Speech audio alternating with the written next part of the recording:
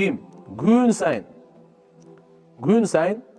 24 сааттын ичинде 100 жолу ла илаха иллаллахул маликул хаккул мубин деп айтса. Бир айтып койчу. Ла илаха иллаллахул маликул хаккул мубин. Оңой эле. 100 жолу айтканга аз эле убакыт кетет. Алла мага сизге бардык элибизге товфик берсин, үммөткө товфик берсин айтып жүргөнгө, күн сайын 100 айтып жүрсөңүзчү, буну кереметин угуңуз. Кана лаху амана минал факр, жакырчылыктан ага амандык берилет дейт болду. Бул жакыр болбойт деген сөз.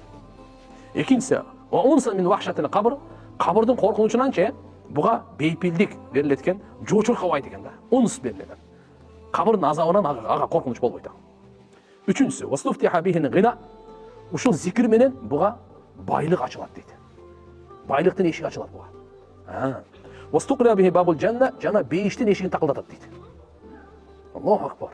Жакырчылыктан амандык, кабырда коркунучтук жок. Байлыктын эшиги ачылып атса, бейиштин эшигин такылдатып атса,